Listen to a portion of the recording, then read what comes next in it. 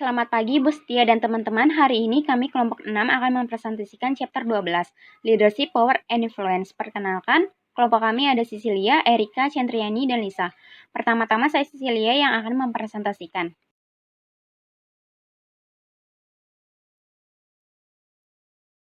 Dalam Power and Influence Leadership mempunyai 4 jenis kepemimpinan yang berpengaruh. Yang pertama, kepemimpinan transformasional adalah kepemimpinan yang dicirikan oleh kemampuan untuk membawa perubahan yang signifikan dalam pengikut dan organisasi. Juga memimpin dalam perubahan visi, strategi, dan budaya, serta mempromosikan inovasi dalam produk dan teknologi. Pemimpinan transaksional adalah proses transaksi pertukaran pemimpin dan pengikut. Pemimpin transaksional mengakui kebutuhan dan keinginan pengikut dan kemudian mengklasifikasi bagaimana kebutuhan dan keinginan tersebut akan dipenuhi dengan imbalan untuk memenuhi tujuan yang ditentukan atau melakukan tugas tertentu. Dengan demikian, pengikut menerima penghargaan untuk kinerja pekerjaan, agar pemimpin menyelesaikan tugas. Perbedaan antara kepemimpinan transformasional dan kepemimpinan transaksional dalam 4 bidang yang signifikan. Pertama adalah kepemimpinan transformasional melukiskan visi tentang keadaan masa depan yang diinginkan dan mengomunikasikannya dengan cara yang membuat rasa sakit perubahan sepadan dengan usaha. Peran penting dari kepemimpinan transformasional untuk menemukan visi dalam organisasi yang secara signifikan lebih baik daripada yang lama, dan meminta orang lain untuk berbagi mimpi. Visi itulah yang mendorong orang untuk bertindak dan memberikan dasar bagi aspek-aspek lain dari kepemimpinan transformasional yang baru saja kita diskusikan. Perubahan dapat terjadi hanya ketika orang memiliki tujuan dan juga gambaran yang diinginkan tentang kemana arah organisasi. Kedua adalah kepemimpinan transformasional menginspirasi pengikut untuk melampaui kepentingan diri mereka sendiri demi kebaikan kelompok. Kepemimpinan transformasional memotivasi orang untuk melakukan lebih dari yang semula diharapkan. Mereka membuat pengikut sadar akan pentingnya mengubah tujuan dan hasil, dan pada gilirannya memungkinkan mereka untuk melampaui kepentingan langsung mereka sendiri demi seluruh organisasi. Tiga adalah kepemimpinan transformasional mengangkat kekhawatiran pengikut dari kebutuhan fisik tingkat rendah, seperti untuk keselamatan dan keamanan, menjadi kebutuhan psikologis tingkat tinggi seperti harga diri dan aktualisasi diri. Kebutuhan tingkat yang lebih rendah dipenuhi melalui upaya yang memadai, kondisi kerja yang aman, dan pertimbangan lainnya. Namun, kepemimpinan transformasional juga mempertimbangkan kebutuhan setiap individu untuk tumbuh dan berkembang. Oleh karena itu, pemimpin memberikan contoh dan menugaskan tugas tidak hanya untuk memenuhi kebutuhan yang mendesak, tetapi juga untuk meningkatkan kebutuhan dan kemampuan pengikut ke tingkat yang lebih tinggi dan menghubungkannya dengan misi organisasi. Keempat adalah kepemimpinan transformasional mengembangkan pengikut menjadi pemimpin. Pemimpin transformasional akan memberikan kebebasan kepada pengikut lebih besar untuk mengenal perilaku mereka sendiri, melibatkan orang sekitar untuk visi dan misi, dan batas-batas di mana pengikut dapat beroperasi untuk mencapai tujuan. Dan juga meminta pengikut dalam mengidentifikasi masalah dan membantu mereka melihat berbagai hal dengan cara baru sehingga mereka dapat membawa perubahan produktif untuk mencapai tujuan. Kedua adalah kepemimpinan karismatik. Adalah pemimpin yang memiliki kemampuan untuk menginspirasi dan memotivasi orang untuk melakukan lebih dari yang biasanya mereka lakukan, meskipun adanya kendala dan pengorbanan diri. Pemimpinan karismatik biasanya menanamkan baik kekaguman maupun penyerahan diri dalam pengikut. Karismatik dapat digunakan untuk kebaikan atau buruk, tetapi diterapkan dengan bijak dan etis itu dapat mengangkat tingkat energi seluruh organisasi dan kinerja. Contoh dari kepemimpinan karismatik adalah Sir Richard Branson, pendiri dan ketua Virgin Group yang mencakup sekitar 400 perusahaan, tidak pernah terlihat dalam bisnis baru, kecuali itu sesuatu yang menyenangkan atau menarik untuk dilakukan. Perbedaan karakteristik dari pemimpin karismatik dan non-karismatik. Pertama, lack happiness itu non-karismatik leadership-nya shared perspective membuat leader disukai. Kalau karakteristik leadership, shared perspective dan visi ideal membuat leader disukai dan pahlawan yang patut ditiru. Kedua, relation to status quo. Non-karismatik leadership mencoba mempertahankan status quo. Kalau charismatic leadership itu mencoba atmosfer perubahan. Ketiga adalah future goals. Non-charismatic leadership itu tujuan yang terbatas, tidak terlalu berbeda dari status quo. Kalau charismatic leadership itu visi ideal yang sangat berbeda dari status quo. Keempat adalah articulation. Kalau non-charismatic leadership itu tujuan dan motivasi articulation untuk pemimpin yang lemah. Kalau charismatic leadership itu visi dan motivasi articulation yang kuat dan inspirasional untuk memimpin. Kelima adalah behavior. Non-charismatic leadership menggunakan sarana yang tersedia untuk mencapai tujuan dalam rangka urutan yang telah ada. Kalau charismatic leadership itu menggunakan cara yang tidak konvensional untuk melampaui urutan yang telah ada. Influence, non-charismatic leadership terutama posisi otoritas dan penghargaan. Kalau charismatic leadership adalah melampaui posisi, kekuatan pribadi berdasarkan keahlian dan rasa hormat serta kekaguman terhadap pemimpin. Ketiga adalah kepemimpinan koalisi, adalah melibatkan serta membangun koalisi orang-orang yang mendukung tujuan pemimpin dan dapat membantu mempengaruhi orang lain untuk melaksanakan keputusan pemimpin dan dalam mencapai tujuan. Pemimpin koalisi mengembangkan hubungan positif baik di dalam maupun di luar organisasi. Dan mereka menghabiskan waktu mempelajari pandangan orang lain dan membangun aliansi yang saling menguntungkan. Para pemimpin dapat lebih berhasil jika mereka mengikuti 4 langkah untuk kepemimpinan koalisi yang efektif. Pertama adalah pemimpin koalisi melakukan banyak wawancara. Para pemimpin mengadakan wawancara tidak resmi dengan orang-orang dari seluruh organisasi untuk mengumpulkan informasi dan mendapatkan pemahaman yang jelas tentang tantangan dan kesempatan yang mereka hadapi. Selain wawancara, para pemimpin berbicara secara tidak resmi dengan orang setiap kali mereka mendapatkan kesempatan. Kedua adalah pemimpin koalisi mengunjungi pelanggan dan pemangku kepentingan lainnya. Para pemimpin koalisi juga mencari pandangan dan masukan pelanggan, serta pemangku kepentingan lain yang berpotensi berpengaruh, seperti anggota dewan, lembaga pemerintah, kreditor, atau pihak lain. Ketiga adalah pemimpin koalisi mengembangkan peta dukungan pemangku kepentingan. Para pemimpin biasanya menemukan bahwa ada beberapa orang yang sangat mendukung goal dan rencana mereka, ada beberapa orang yang dengan gigih menentang mereka, dan banyak yang dapat mengayun kemana arah pun. Keempat adalah para pemimpin koalisi mendobrak hambatan dan mempromosikan kerjasama cross silo. Langkah penting terakhir dalam kepemimpinan koalisi adalah terus meruntuhkan hambatan dan mendorong kerjasama dan kolaborasi antara departemen, divisi, dan tingkat. Kepemimpinan gaya Machiavellian. Niccolo Machiavelli adalah seorang filsuf Italia, sejarawan, dan ahli strategi politik yang menulis The Prince pada tahun 1513 sebagai panduan bagi para pemimpin politik saat itu tentang cara mendapatkan dan menggunakan suatu kekuasaan. Istilah Machiavelli sering dikaitkan dengan tidak bermoral, bahkan perilaku jahat yang bertujuan meningkatkan kekuatan seseorang untuk keuntungan pribadi sendiri. Dengan kepemimpinan gaya Machiavellian, pemimpin bersedia menggunakan segala cara yang diperlukan untuk menjaga dan melindungi kesejahteraan organisasinya.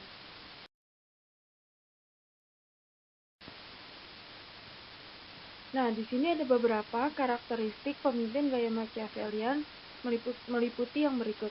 Yang pertama itu, mereka selalu waspada untuk resiko dan ancaman terhadap kekuatan mereka. Jadi pemimpin gaya Machiavellian berasumsi bahwa orang pada dasarnya pelin-pelan, serakah, dan licik, sehingga pemimpin selalu waspada terhadap pergeseran cinta dan tidak di atas menggunakan manipulasi atau mengadu domba satu sama lain untuk mempertahankan atau memperoleh lebih banyak kekuatan untuk mencapai tujuan. Yang kedua, mereka tidak keberatan ditakuti. Machiavelli memperingatkan bahwa berjuang untuk menjadi pemimpin yang paling disukai dapat menjadi bumerang ketika masa-masa sulit membutuhkan tindakan keras. Yang ketiga, mereka akan menggunakan penipuan jika diperlukan. Jadi pemimpin gaya Machiavellian tidak memiliki masalah dalam mempertahankan atau menggunakan kekuatannya dengan cara menipu untuk memastikan keamanan organisasinya. Yang terakhir, mereka menggunakan hadiah dan hukuman untuk membentuk perilaku. Para pemimpin gaya Machiavellian tidak keberatan untuk mengeksploitasi ketakutan dan keinginan orang untuk membuat mereka mengikuti aturan dan melakukan apa yang diperlukan untuk kebaikan secara keseluruhan.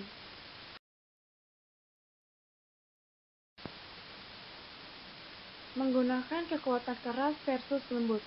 Kekuasaan sering didefinisikan sebagai kemampuan potensial seseorang untuk mempengaruhi orang lain, untuk melaksanakan perintah atau untuk melakukan sesuatu yang sebaliknya tidak akan mereka lakukan. Contohnya, sebagai seorang anak, Anda mungkin memiliki pengalaman bermain, permainan yang tidak benar-benar ingin Anda mainkan, karena satu orang dalam kelompok mempengaruhi orang lain untuk melakukan apa yang diinginkannya, atau Anda telah mengubah jurusan kuliah Anda karena pengaruh seseorang yang penting dalam hidup Anda. atau mengubah keyakinan Anda tentang beberapa masalah sosial berdasarkan pengaruh para pemimpin politik atau agama.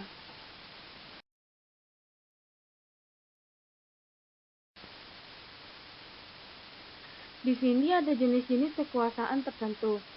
Terbagi menjadi 5 jenis kekuatan atau kekuasaan pemimpin. Yang pertama ada kekuatan yang sah, adalah wewenang yang diberikan dari posisi formal dalam suatu organisasi. Misalnya, begitu seseorang telah dipilih sebagai penyelia, sebagian besar karyawan menerima bahwa mereka wajib mengikuti arahannya sehubung dengan aktivitas kerja. Yang kedua ada kekuatan hadiah. Kekuatan yang berasal dari otoritas untuk memberikan hadiah pada orang lain disebut kekuatan hadiah. Misalnya, pemimpin yang ditunjuk mungkin memiliki akses ke imbalan formal, seperti kenaikan gaji atau promosi. Selain itu, organisasi akan mengalokasikan sejumlah besar sumber daya ke bawah dari para pemimpin puncaknya.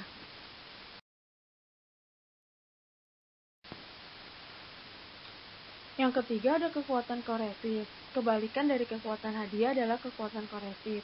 Ini mengacu pada kekuatan paksa untuk menghukum atau merekomendasikan hukuman. Pengawas memiliki kekuatan koresif ketika mereka memiliki hak untuk memecat atau menurunkan bawahan, mengkritik atau menarik kenaikan bahkan tidak. Contohnya, jika seorang salesman tidak melakukan dengan baik seperti yang diharapkan, manajer penjualan memiliki kekuatan koresif untuk mengkritiknya, menegurnya, memberi negatif surat dalam filenya, dan melukai kesempatannya untuk kenaikan gajinya. Yang keempat ada kekuatan ahli. Kekuatan yang dihasilkan dari pengetahuan khusus atau keterampilan seseorang pemimpin mengenai tugas-tugas yang dilakukan oleh pengikut disebut sebagai kekuatan ahli. Ketika seorang pemimpin adalah seorang ahli sejati, bawahannya akan mengikuti rekomendasi karena pengetahuan atasannya. Berdasarkan penelitian satu cendekiawan, para pemimpin yang berkekuatan ahli tinggi 3 kali lebih berpengaruh daripada mereka yang tidak memiliki jenis kekuasaan ini. Yang terakhir ada kekuatan referensi, yang memerintahkan tentang identifikasi, penghormatan, dan kekaguman para pengikut sehingga mereka ingin meniru pemimpinnya. Ketika pekerja mengagumi pengawas karena caranya berurusan dengan mereka, pengaruhnya didasarkan pada kekuatan referensi. Kekuatan rujukan tergantung pada karakteristik pribadi pemimpin daripada jabatan atau jabatan formal, dan terutama terlihat dalam bidang kepemimpinan karismatik.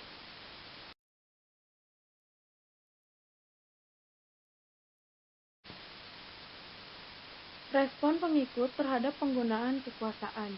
Para pemimpin menggunakan berbagai jenis kekuatan untuk mempengaruhi orang lain, untuk melakukan apa yang diperlukan untuk mencapai tujuan organisasi. Keberhasilan setiap upaya untuk mempengaruhi adalah masalah derajat, tetapi ada 3 hasil yang berbeda yang mungkin dihasilkan dari penggunaan kekuatan atau kekuasaan. Yang pertama itu ada kepatuhan, berarti bahwa orang mengikuti arahan orang dengan kekuatan, terlepas dari apakah mereka setuju atau tidak dengan arahan tersebut. Mereka akan mematuhi perintah dan melaksanakan instruksi meskipun mereka mungkin tidak menyukainya. Yang kedua ada perlawanan, berarti bahwa karyawan akan dengan sengaja mencoba menghindari melaksanakan instruksi, akan berusaha untuk tidak mematuhi perintah. Dengan demikian, efektivitas pemimpin yang hanya mengandalkan kekuasaan posisi terbatas. Yang ketiga ada komitmen, berarti bahwa pengikut mengadopsi sudut pandang pemimpin dan dengan antusias melaksanakan instruksi. Tidak perlu dikatakan, komitmen lebih disukai daripada kepatuhan atau penolakan.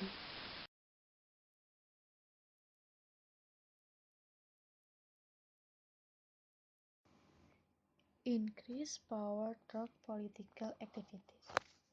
Politik adalah melibatkan kegiatan untuk memperoleh, mengembangkan, dan menggunakan daya dan sumber daya lainnya untuk mendapatkan hasil yang diinginkan di masa depan ketika ada ketidakpastian atau ketidaksepakatan tentang pilihan.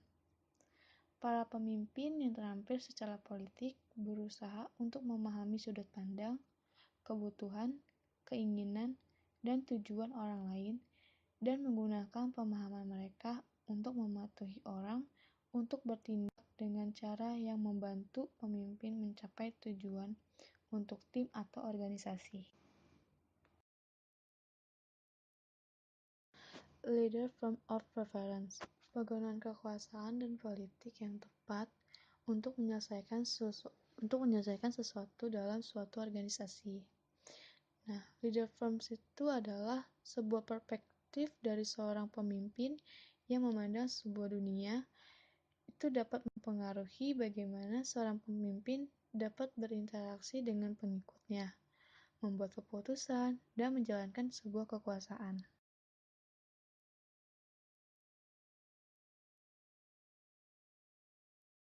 Leader form of reference. Terdapat 4 kerangka acuan pemimpin, yang terdiri yang pertama ada struktural. Struktural itu seorang pemimpin yang mempunyai pola pikir seperti melihat organisasi itu sebagai mesin ekonomi serta rencana untuk pengambilan sebuah keputusan. Namun, dalam struktural ini menekankan sebuah sasaran seperti pemberian tugas, aturan-aturan di organisasi, ataupun yang lainnya, serta sistem yang rasional, efisiensi, dan otoritas yang formal. Yang kedua adalah human research. Human research ini seorang pemimpin yang mempunyai pola pikir seperti melihat organisasi itu sebagai keluarga yang berharga, yang dimana dalam menyikapi setiap masalah-masalah dengan interpersonal dan mencari cara untuk menyesuaikan organisasi dengan kebutuhan manusia. Namun, dalam human research ini menekankan tentang seseorang yang menjalin hubungan dengan, maksudnya itu setiap anggota atau dalam sebuah organisasi itu harus menjalin sebuah hubungan yang baik antara atasan dengan bawahan. Terus yang ketiga itu adalah political. Political ini seorang pemimpin yang mempunyai pola pikir seperti organisasi sebagai arena konflik yang sedang berlangsung. Kekuasaan dalam memberikan arahan serta skema yang harus bawahan ikuti peraturannya. Namun, dalam politikal ini menekankan ada alokasi, negosiasi, dan pembangunan kaulisasi. Selanjutnya, yang keempat adalah simbolik. Nah, simbolik ini seorang pemimpin yang mempunyai pola pikir yang melihat organisasi sebagai lensa teater atau drama, yang dimana orang-orang yang terlibat dalam organisasi itu dipandang sebagai aktor dalam kinerja yang berkelanjutan. Terus makna spiritual, nah itu maksudnya itu sebuah prinsip hidup seorang untuk menentukan makna dan tujuan hidupnya. Dan tak lupa ada impian. Namun dalam simbolik ini menekankan sebuah visi, budaya, dan nilai-nilai inspirasi untuk orang lain.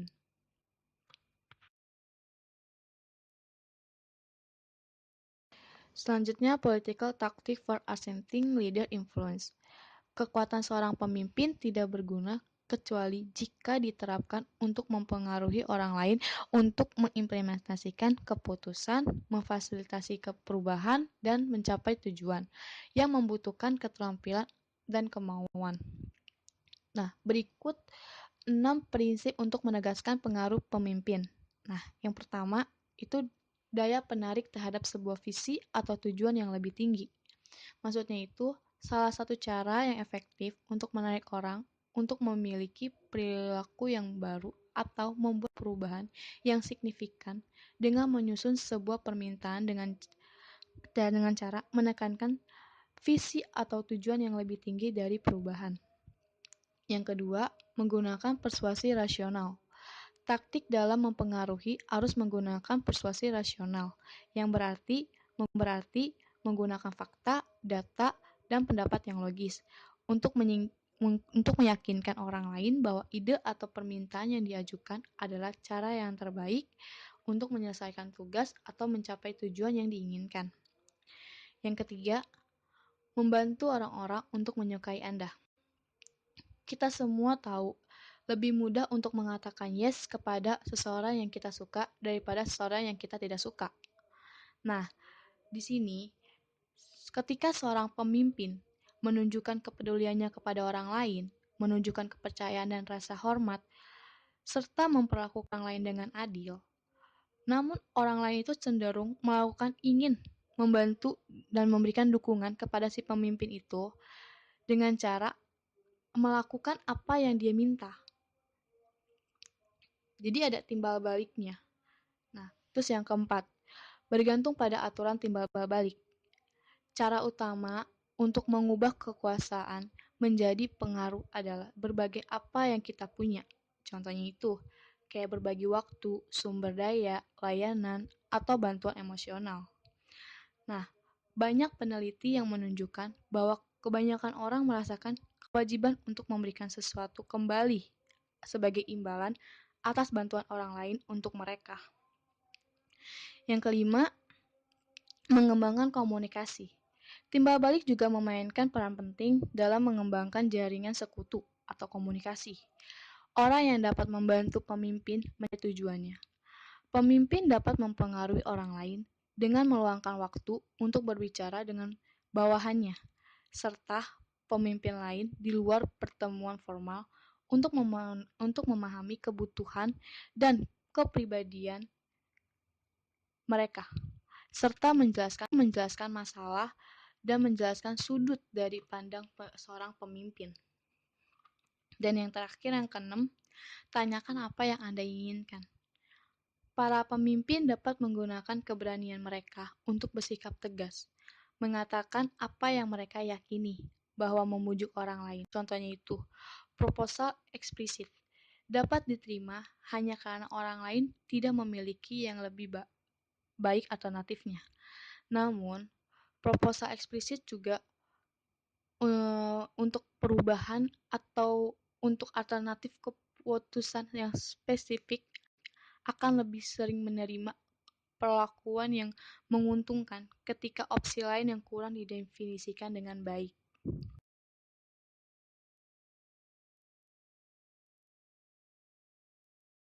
Yang pertama itu Malaysia Airlines telah mengalami kerugian besar selama lebih dari 10 tahun. Untuk mengubah perusahaan, pemerintah Malaysia telah mencoba untuk membawa perubahan dalam perusahaan dalam satu dekade terakhir dengan membawa para CEO baru. Namun, setelah 5 putaran CEO berubah, maskapai penerbangan itu terus mengalami kerugian finansial. Setiap CEO memiliki gaya kepemimpinan yang berbeda, mengolah kecerdasan dan pendekatan untuk reformasi, tetapi semua telah gagal untuk menyerang dengan kepemimpinan tertinggi perusahaan dan tenaga kerja dalam hal mengelola kebudayaan, nilai-nilai, campur tangan politik, dan kepentingan pribadi. Perubahan terakhir pada tahun 2016, CEO Christoph Multer, seorang veteran perputaran, diganti oleh sekutu dekatnya sendiri, CEO Peter Bellew. Multer dilaporkan telah pindah untuk bergabung dengan Emirates Airlines sebagai kepala transformasi. Baru Bellew pada hari pertamanya sebagai bos maskapai penerbangan dilaporkan mengadakan sesi town hall dengan staf untuk menyampaikan pesan yang sama yang disampaikan para CEO sebelumnya. Ada kekhawatiran bahwa staf maskapai mungkin sudah bosan mendengarkan pidato yang sama dari bos yang berbeda.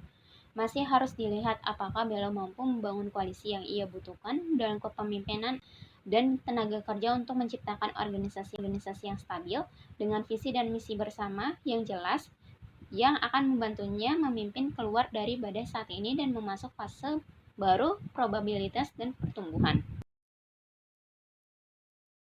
Alasannya adalah saya memilih kepemimpinan koalisi karena Malaysia Airlines telah beberapa kali melakukan penggantian CEO-nya, pada akhirnya menemukan sosok CEO yang dapat dikatakan cukup berhasil, yaitu Peter Bellew.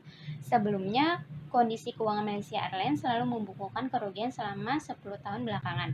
Pada akhirnya, Peter Bellew mampu membangun koalisi yang dibutuhkan dengan manajer-manajer yang ada untuk membangun organisasi yang stabil dan visi misi bersama, dan mampu menyelamatkan kondisi keuangan Malaysia Airlines agar dapat memperoleh keuntungan pada periode keuntungan berikutnya. Pada wacana ini, Peter Bellew merupakan sosok pemimpin yang mengusung konsep kepemimpinan koalisi. Pemimpin dengan tipe ini merupakan tipe pemimpin yang bisa membentuk koalisi dengan melibatkan orang-orang yang memiliki visi dan misi yang sama dengannya. Koalisi yang dibentuk ini nantinya dapat mempengaruhi karyawan-karyawan lainnya untuk dapat mendukung suatu gagasan sang pemimpin yang pada akhirnya dapat membentuk satu kesatuan visi.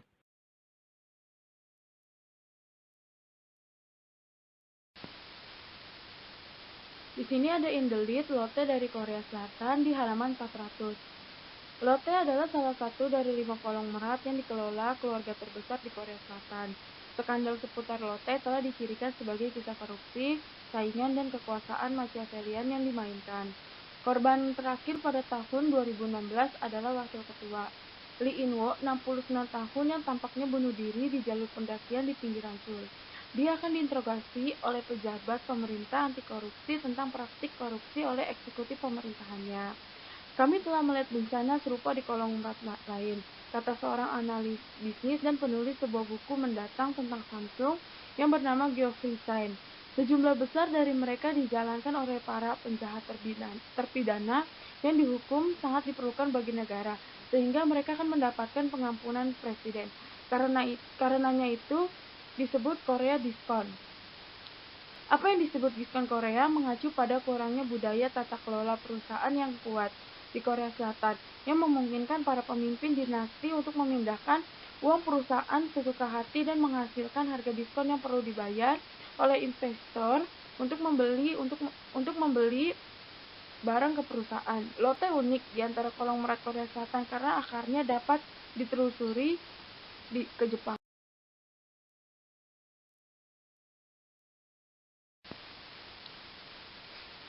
Pendiri Shin Hyuk-ha memulai perusahaan di Jepang pasca perang menjual permen karet kepada anak-anak.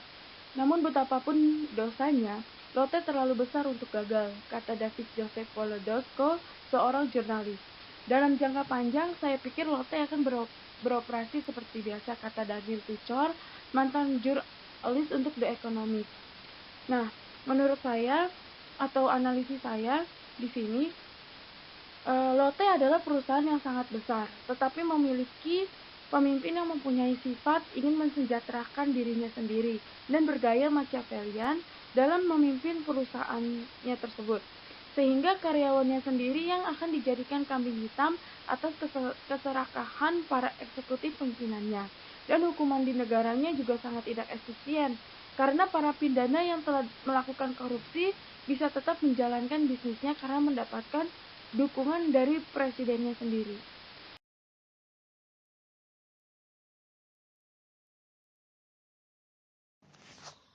Teaching Children Who Beg to Grow. Indelit halaman 403.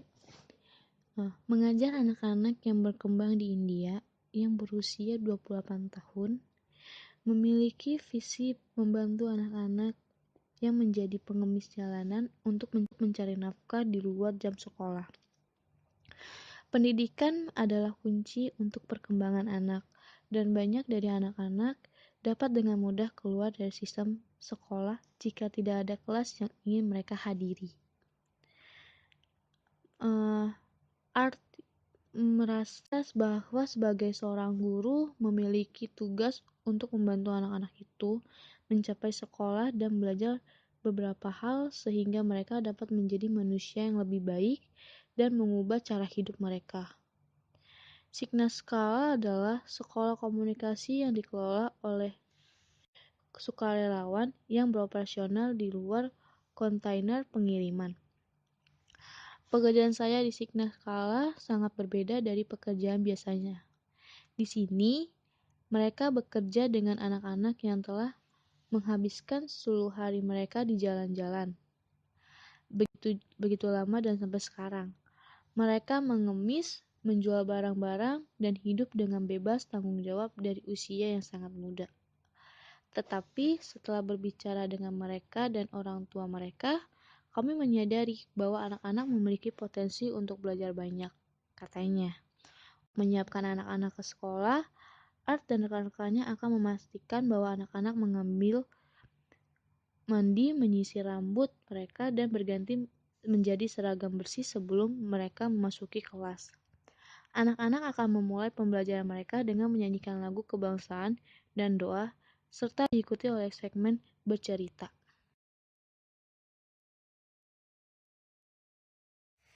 Selanjutnya, saya akan membacakan Indelit Scan Associates. Di Malaysia, ada kebijakan Bumi Putra untuk memperbaiki ketidakseimbangan distribusi kekayaan antara penduduk asli dan non-pribumi Malaysia. Nah, singkatnya, kebijakan tersebut itu menyatakan bahwa harus ada partisipasi ekuitas minimum dari Bumi Putra atau ras Melayu dan atau pribumi, sebelum perusahaan dapat mengajukan penawaran proyek dari pemerintah atau perusahaan yang terkait dengan pemerintah. Perusahaan yang gagal mempertahankan tingkat kepemilikan Bumiputra minimum sehingga beresiko kehilangan banyak peluang bisnis. Scan Associates BHD, penyedia solusi keamanan TIK yang dulu terdaftar di Bursa Saham Malaysia, adalah salah satu perusahaan yang diduga melewatkan sekitar 100 juta ringgit Malaysia peluang bisnis dalam 2 hingga 3 tahun sebelum 2016 karena tidak memenuhi ambang Bumiputra itu. Pada 2015, pergumulan manajemen muncul karena peluang yang hilang. Dengan dukungan rekan pendiri lainnya, mantan Chief Exclusive Officer dan CEO Founder Datuk Norbik Basha Idris mencari kembalinya dengan mengeluarkan 4 direktur perusahaan pada pertemuan umum tahunan dan menggantinya dengan dirinya sendiri dan 3 karyawan lama Associate Scan lainnya. Meskipun ada upaya untuk meluruskan konflik politik internal dan mencari strategi perusahaan untuk bertahan hidup, perusahaan itu dihapuskan dari bursa. Manajemen Puncak yakin bahwa tanpa listing, perusahaan akan dapat menjalankan bisnisnya. Meskipun kemampuannya untuk memberikan pelayanan untuk kepuasan kliennya, ketidakmampuan untuk membawa tingkat kepemilikan Bumiputra ke atas ambang minimum menjadi ancaman serius bagi masa depan perusahaan.